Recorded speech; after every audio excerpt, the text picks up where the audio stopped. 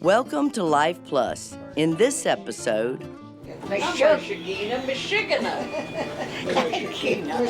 knew I wasn't saying it That's right. a southern accent, right. You got a southern accent. find out why these seniors are studying Yiddish, the language of their Eastern European ancestors. And why has pickleball picked up a lot of fans in the over 60 set? Laugh Active is also ahead. But first, good luck finding a seat at the table. It's Mahjong Day at the Marcus Jewish Community Center in Dunwoody, north of Atlanta. Mahjong is an ancient Chinese game, and it's not just played by anybody. Chinese royalty. Male only. Yeah. Kings. Yeah, the emperors. Yeah, that's what I said. Males Emperor only. Mahjong. Yeah, and then Do you know how to play? well, it's never too late to learn. That's because it's also become popular for generations of Jewish women. I've been playing Mahjong for like over 50 years. I learned to play one summer when I was about 11 years old and couldn't swim because I had whooping cough. But I watched the ladies play, and when they had to sit out to give their children their lunch, I would take my place at the table, and I learned at that early age. But I didn't play again until I came to Atlanta. I couldn't bowl anymore because I was pregnant. My husband didn't want me to bowl, so I learned how to play Mahjong, and that was the worst thing he ever did. He never forgot that. Most of our mothers in my generation and grandmothers played Mahjong.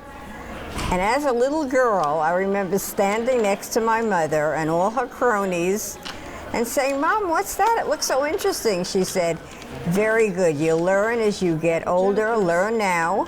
And it stimulates your mind, and it will give you something to do when you're older, having children, and an activity for you to do." And most people will not leave the game unless they move out of town or they die. It's played with a set of tiles based on Chinese characters and symbols. Once a year, every year, a new card comes out, and it gives you hands to play. And you pick the hands that you want to play, and you follow that. It's a game of skill, strategy, and a little luck. We really enjoy the game and each other's company. It's a nice social thing, and it keeps your mind active. I just enjoy the game, and I have wonderful friends to play with, and I don't call it a dedication. It's part of my life. For others, life revolves around a game you may not be familiar with. Here's Ed Feldstein, an enthusiast. We were just playing one of the most exciting, one of the most popular, one of the most enjoyable sports. In fact, it's the fastest growing sport in the United States, and that sport is pickleball. The name pickleball is a ridiculous name. In fact, when I went into Sports Authority a couple of years ago to ask for a pickleball paddle, they laughed hysterically. And now I went into Dick's, which is taking the place of Sports Authority, and they have a whole section of pickleball equipment. The legend is that the game started in 1965 in Seattle, Washington, when a family was looking for a game for them, their family to play. And every time they would hit a ball with a paddle, a wiffle ball with a solid paddle, their dog, named Pickles, would run after the ball and run away with the ball, and that's how it got its name. The real story, apparently, is that there's a certain type of boat called the pickle boat, and it's made up of many different people, and pickleball is made up of many different sports. Made up of badminton, ping pong, which is table tennis, racquetball, and badminton. And so it's a combination sport. And it's a sport that is mostly in the senior community, but it really is good for everybody. and it's a very, very exciting game. Here at the JCC, there's a tremendous amount of camaraderie. There's a lot of fun. People are willing to teach everybody, and it is an incredible 2 to 3 hours a day of cardio, and you don't even realize that you're building up a sweat.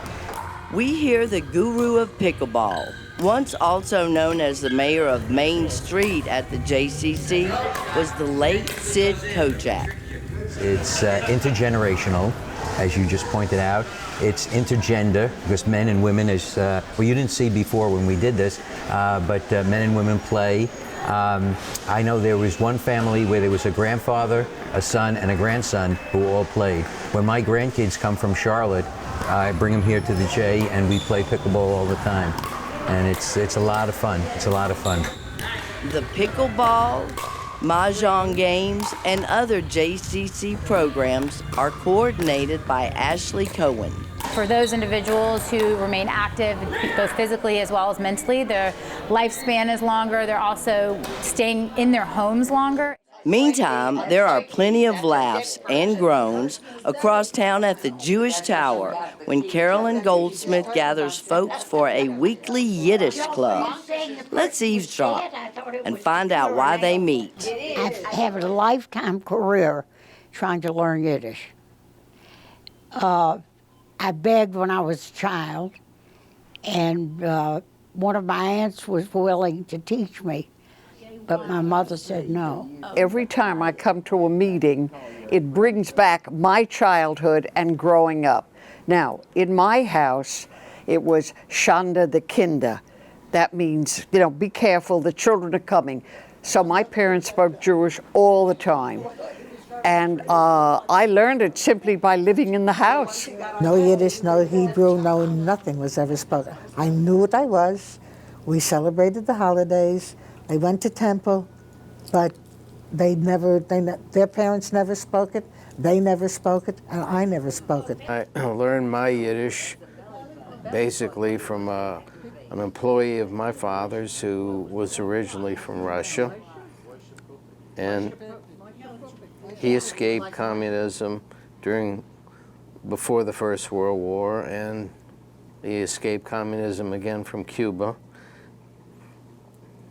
And he used to come across with all these different sayings. I used to irritate him a little bit, so he'd come up with a variety of different things. And it was all in fun. And this was over a period of probably 10 years. There are a couple of reasons over the years I've discovered. One is that they don't want any association with the ghetto and the past in Europe. And the other is the positive. They want their children Americanized as quickly as possible. I didn't go to Hebrew school. I went to Yiddish school, and consequently ended up teaching Yiddish to little 5-year-old kids just because I could speak it so well. I was not a trained teacher or anything, but I went to a Jewish school, so Yiddish has just been part of me since I was born. We lived in an apartment building at that time. I grew up in an apartment building in Brooklyn, and everybody was Jewish, So I learned all the Yiddish sayings from them. Most of the boys that I knew went to the yeshiva. And the whole neighborhood was just Jewish. So when the women were knitting around the apartment building, sitting in front, they would talk Yiddish. And I picked up the words because in between the Yiddish, they spoke English. So I got the drift of the conversation. Curiosity mostly, trying to bring back what I had forgotten and learn a few other things, see how certain words are interpreted versus what I thought they were. I do love it, and sorry to say I didn't teach my children. We didn't speak it at home. So I'll tell anybody that knows Yiddish and gets around small children, speak and tell them, because my kids are kind of a little bit mad at me that I did not really bring them more into some Yiddish. My father had some of the most ridiculous phrases, and I picked those up. He'd see a woman walking in the street, and her slip might be hanging out. And so his idea was she was all dressed up. He'd say, give a kick, jente let him get. Now, you know what that means? That's a jente going for a divorce. Now, I cannot figure out how the two came together, but that's what my father did. So don't kvetch. That's Yiddish for complain. Life Plus will be right back with Celeste Greene and Laugh Active. Welcome, my name is Celeste Greene, and we're going to engage in a basic endurance and dynamic balance Laugh Active workout. Are you ready to have some fun? All right. I would encourage you to please get up and be active with us. You can also perform these exercises in your chair if that's more comfortable. Our first exercise is called alternate weight shifts. Let's begin by establishing good posture. And if you have a sturdy chair and you'd like to use it for balance support, you can stand with your hand behind your chair or your hands at your waist. Stand with your feet shoulder width apart and keep your knees soft or slightly bent and not locked. I want to invite you to transfer the weight onto one leg and lift the other foot off the floor. Hold for a few seconds and then touch the foot back down, shift the weight back onto both legs, and then repeat on the other side. I want to invite those of you at home to perform 8 to 15 repetitions.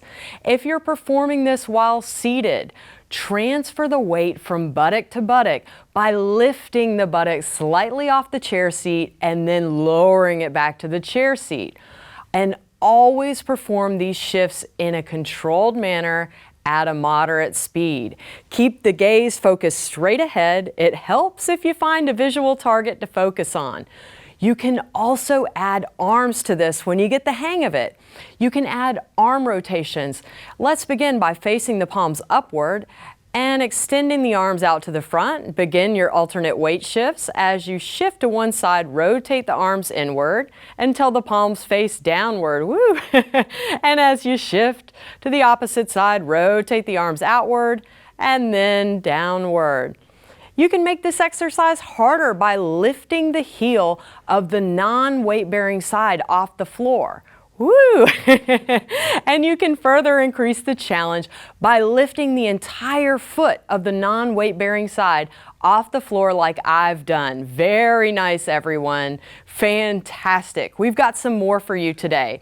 Next is the alternate toe taps to the front exercise. Let's begin by good posture, of course. Place your hands on your hips or on the chair back if you need it. Your feet are hip distance apart as usual, and your toes are symmetrical. Just check and see. I want to invite you to step one foot forward and point the toes to tap the toes on the floor. Return the foot to the start and finish position. Very nice. Now step the other foot forward and point the toes to tap the toes on the floor. I want to invite you to perform 8 to 15 repetitions. You can do this at any time. And be sure to step only as far as would allow for your supporting foot to remain on the floor.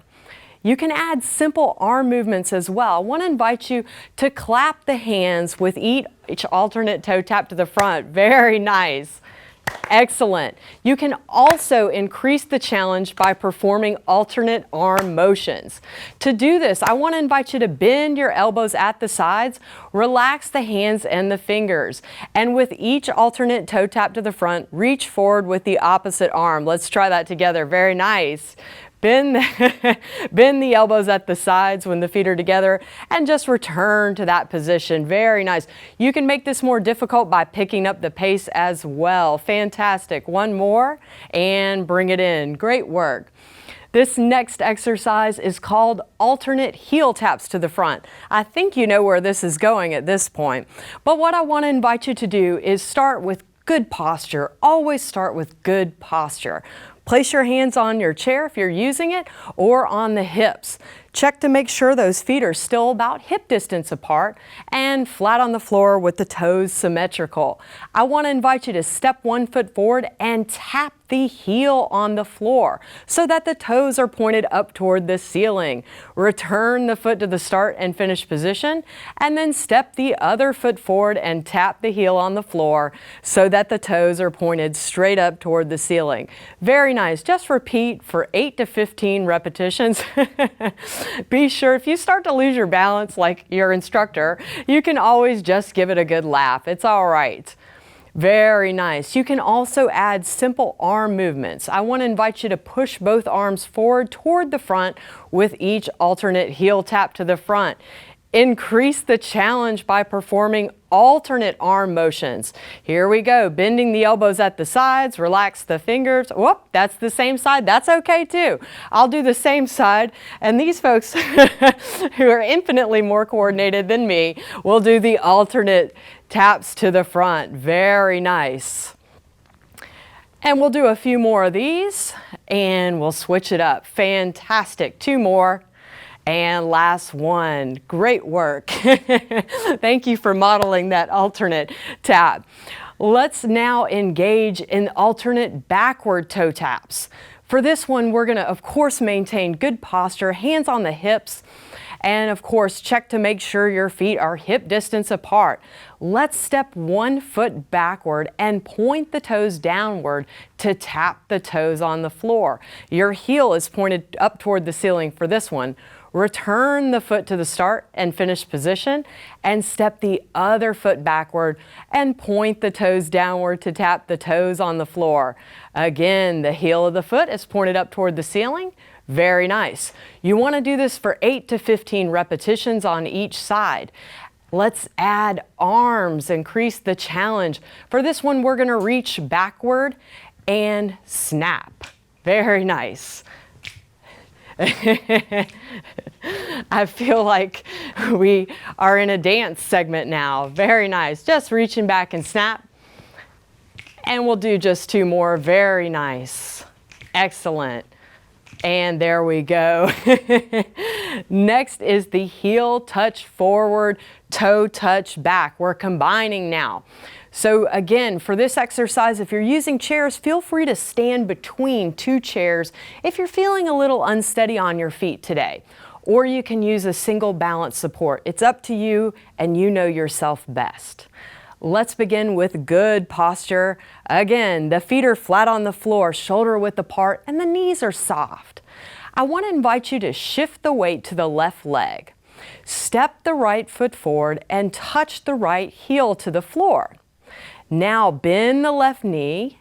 Very nice. This is called heel. Now step the right foot backward and touch the toe on the floor, toe. And perform 8 to 15, heel and toe. Very nice. Heel and toe. One more, heel and toe. Excellent. You want to repeat this on the opposite side. What you do on one side, you got to do on the other.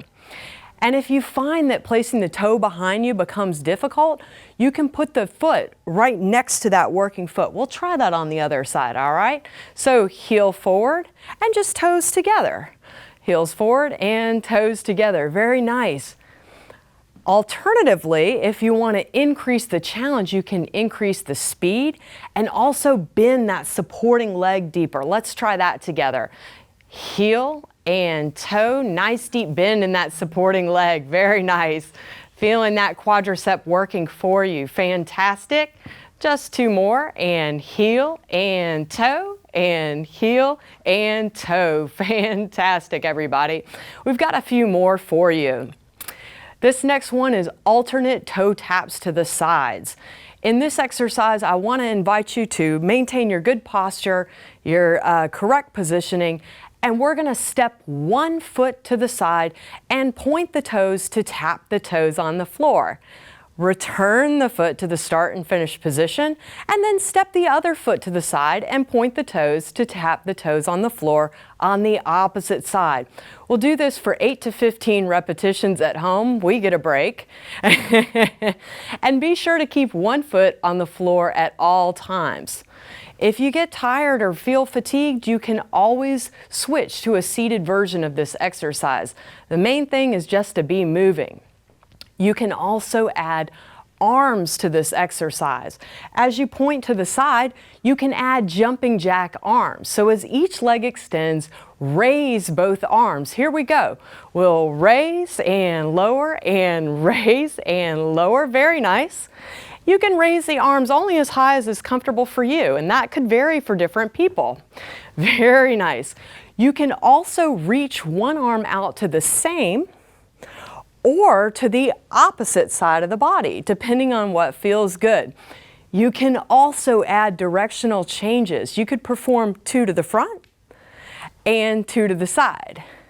Whatever feels good for you as long as you're moving. And lastly, you can add arm movements to that progression, all right? So you could do 2 to the front, arms out front, and 2 to the side, arms to the side. Very nice. And excellent. I feel like a hula dancer. What about you? Very nice. A few more for you, please. This is the alternate heel taps to the side exercise. Same thing, but this time we're going to tap our heels to the side, all right? So let's start with that right leg, and we're just going to reach out and just tap that heel to the side. Notice how my supporting leg is bent. I want to invite you to do that too and step it in and out. Just a nice tap. Very nice. Only as far as is comfortable and allows you to keep that supporting leg flat on the floor. Very nice. And again, with this exercise, if you'd like to, you can also add arms just as we showed you in that other variation. It's up to you. As long as you're moving and you're doing 8 to 15 repetitions, you're on the right track. Very nice, very nice. You can bring that to a close. Next is the alternate leg kicks. We're going to begin by establishing good posture. Again, you can stand between 2 sturdy chairs if you need to and grasp your chair backs as you need to. What I want to invite you to do is straighten one leg in order to perform a controlled kick to the front. Return to the start and finish position. And then you can straighten the other leg, control kick to the front, and then return. I want to invite you to perform 8 to 15 repetitions. Be sure not to lift the leg too high so as to fling the legs. You want to make a nice and controlled kick. Slight bend in the knees when you're bending and extending. We're not locking the knees. Very nice. And you both are doing wonderful. You got one foot on the floor at all times. That's what we want to be. If you get tired or fatigued, you can always switch to the seated version of this exercise. The main thing is to make time for movement and make that movement work for you. If you're feeling wild, you can do a couple controlled kicks to the front on one side. It gets a little more difficult before alternating legs. Very nice. We'll do one more on this side and we'll switch it up. Very nice.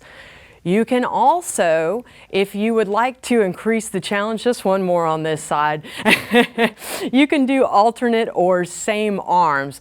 Again, you just position your hands slightly above the lap with the palms facing downward. Extend the fingers and begin the alternate leg kicks. Very nice. I'm doing it on both arms, but if you wanted to, you could do same side or alternate side, whatever works for you. Let's do one more and bring it to a close. Fantastic.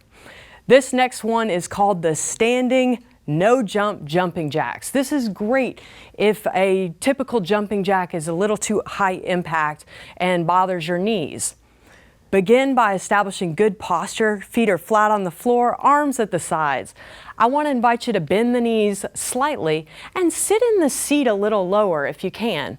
Extend one foot out to the side and open both arms out to the side.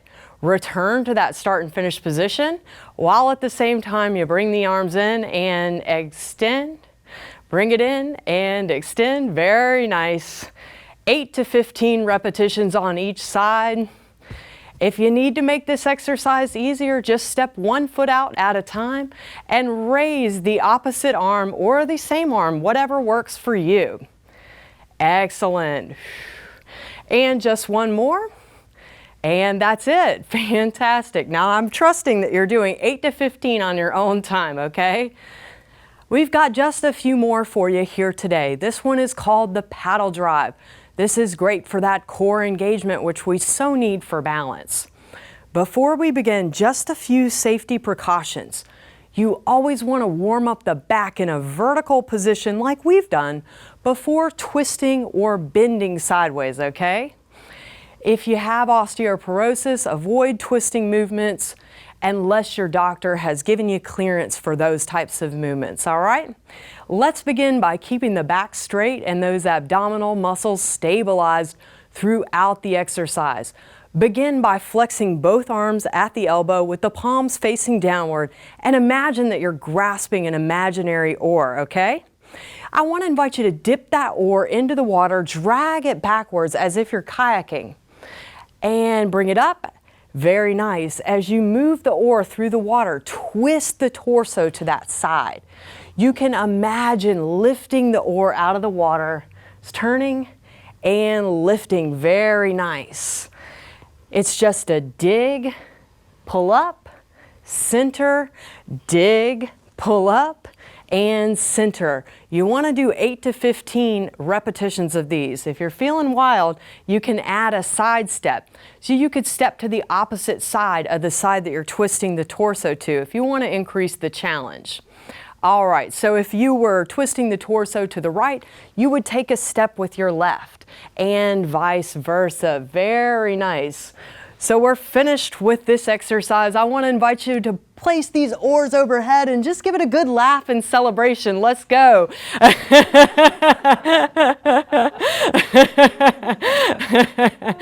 Fantastic. And speaking of laughter, this is our last exercise and it's going to involve a good bit of that.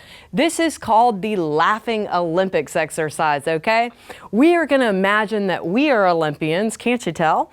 And we are competing in several Olympic events. We're going to act out all these various events all while laughing, okay? So our first Olympic event is the swimming event. We're going to swim and laugh. Ready, go.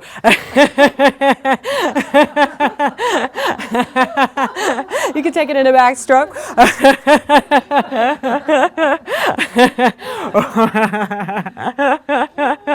And we've got some nice basketball moves.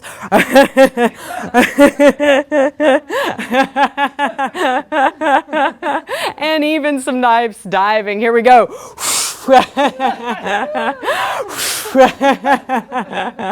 Very nice and very good. Very good. Yay!